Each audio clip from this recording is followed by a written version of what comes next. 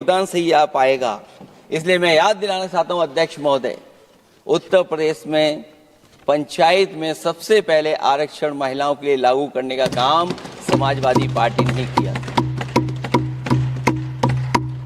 तो जहां महिलाओं के पक्ष में है उनके आरक्षण के, वहीं हमारा सवाल यह भी है कि जल्दीबाजी क्यों है? आखिरकार महिला आरक्षण के नाम पर जल्दीबाजी क्यों है भाजपा के अंदर?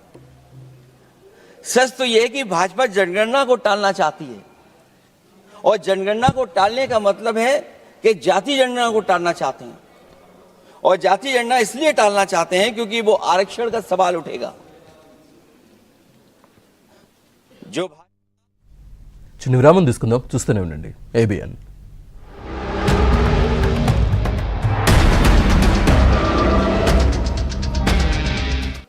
कि पीडीए में ए का मतलब आधी आबादी है, मतलब महिलाएं भी पूरी की पूरी उसमें गिनती में आती। एक बड़ा चुनावी सच ये भी है कि भाजपा की चुनावी घपलेबाजी अब पूरी तरह से भंडाफोड़ हो गई है। जो एसआईआर आप लेकर के आए थे अध्यक्ष महोदय, उत्तर प्रदेश में हम लोगों ने बड़े करीब से देखा एसआईआर। वो कहने को तो एसआईआर था, लेकिन सच्चाई में वो एनआरसी का रूप था।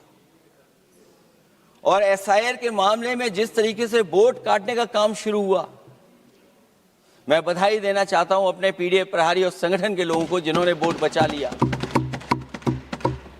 जब पहली गिनती में हम लोग बचाने में कामयाब हो गए तो अध्यक्ष महोदय भारतीय जनता पार्टी फॉर्म 7 को लेकर के आई, और फॉर्म 7 उन्होंने ऐसे बांटना शुरू किया, उस घपले को भी हम लोगों ने पकड़ लिया। और जब उस घपले को पकड़ा तो पता लगा फॉर्म 7 बंद हो गया उत्तर प्रदेश में। फॉर्म 7 से कोई वोट काटा नहीं गया। अध्यक्ष महोदय, जो फॉर्म 7 काटने के लिए जिससे दस्तखत कराए थे भारतीय जनता पार्टी ने, उस व्यक्ति को दस्तखत करना भी नहीं आता है।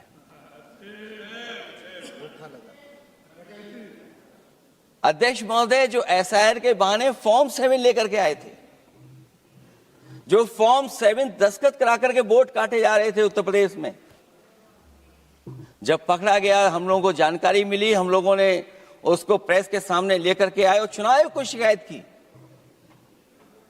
फॉर्म 7 से वोट कटना रुक गया, लेकिन अभी भी उस पर कोई कार्रवाई नहीं की जिसने उसके नकली दस्तखत कराए थे। अध्यक्ष महोदय, इससे तो लगता है कि पूरा का पूरी व्यवस्था जुड़ी हुई है भारतीय जनता पार्टी से।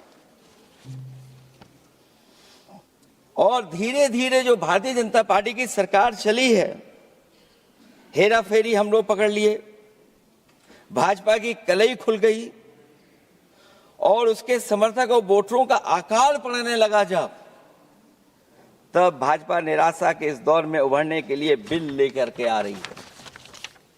ये भारतीय जनता पार्टी का जो वोट कम हो रहा है, असली लक्ष्य अध्यक्ष महोदय वोट है, सत्ता में रहना है। इसलिए आरक्षण को लेकर के आए हैं। भाजपा की यही राजनीतिक चाल रहती है। जब पुराने लोग ये समझ जाते हैं कि भाजपा किसी की सगी नहीं है, तो हर बार भाजपा कुछ नए लोगों को अपने लुभाने जुमलों में फंसाती है। इस बार भाजपा महिलाओं को लेकर ये पुरानी चाल चल रही है, लेकिन सफल नहीं होगी, क्योंकि सबसे ज्यादा दुखी तो महिलाएं ही हैं। भाजपा की कमीशन खोरी और चंदा वसूली की वजह से जो महंगाई बढ़ी है, उससे उनकी रसोई सूनी हो गई है। रही सही कसर सिलेंडर की, बेतहाशा बढ़ती कीमतों ने पूरा कर दिया है।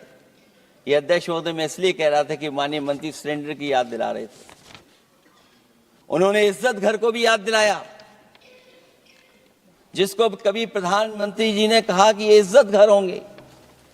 गांव गोद लिए गए, जाकर के सरकार देखे उन गांव को अनाथ अगर किसी ने छोड़ा है तो भारतीय जनता पार्टी ने छोड़ा है। हर महिला अपने बच्चों को पढ़ाना चाहती है, लेकिन भाजपा की शिक्षा विरोधी सोच तो सरकारी स्कूल तक बंद करवा दे रही है। महिलाओं का दर्द क्या होता है, ये मेरठ के दुकानदारों के परिवार की महिलाओं की आंखों में आए आंसू भी बयां कर रहे हैं, और नोएडा की मजदूर और मेड के गले बयान भी कर रहे हैं। क्योंकि जब हम बहस महिला आरक्षण पे कर रहे हैं तो हमें याद रखना चाहिए कि हमारे बिल्कुल बगल में 40,000 से ज्यादा लोग सड़कों पे मजदूर, महिलाएं सड़कों पर हैं, जहां से प्रभु श्री राम जो कभी हम लोगों ने स्क्रीन पे देखा था वो चुन करके आए थे। वहां पर महिलाएं धरने पर बैठी हैं, और अगर ये धरने पर इसलिए बैठी हैं क्योंकि उनको न्याय नहीं मिल रहा है, भारतीय जनता पार्टी की सरकार की वजह से उनके घर उजड़ रहे हैं, महिलाएं रो रो करके न्याय मांग रही हैं, तो मैं कहना चाहता हूं अध्यक्ष महोदय सरकार से कि अगर ये बिल इतना ही सही है तो इसे मेरठ नोएडा की पारिवारिक और कामगार महिलाओं के बीच बैठकर घोषित किया जाए कि उनके लिए इसमें क्या क्या होने जा रहा है। हम महिला आरक्षण के साथ हैं, पर उस भाजपाई चालबाजी के खिलाफ हैं जो एक साजिश के तहत की जा रही है। भाजपाई और उनके संगी साथी देश की सबसे बड़ी आबादी के वर्ग मतलब पिछड़े वर्ग की महिलाओं के बारे में चुप्पी साधे बैठे हैं।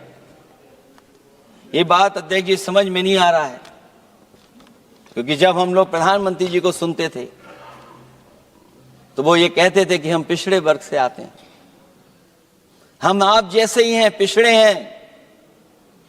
लेकिन जब आरक्षण की बात हो रही है तो पिछड़ों की संख्या इसमें कितनी है, हमें उम्मीद है कि सरकार इस पर जरूर बात अपनी रखेगी। ये संशोधन के नाम पर जो जल्दीबाजी दिखा रहे हैं, दरअसल उसके पीछे भाजपाइयों की मंशा है कि जनगणना न करनी पड़े, क्योंकि अगर जनगणना करनी पड़ेगी तो जातिवार आंकड़े भी देने पड़ेंगे और जातिवार आरक्षण भी। ये भाजपा का एक बहुत बड़ा षड्यंत्र है जिसमें जनगणना आधारित परिसीमन को नकार कर पिछड़ों का अधिकार लूटा जा रहा है।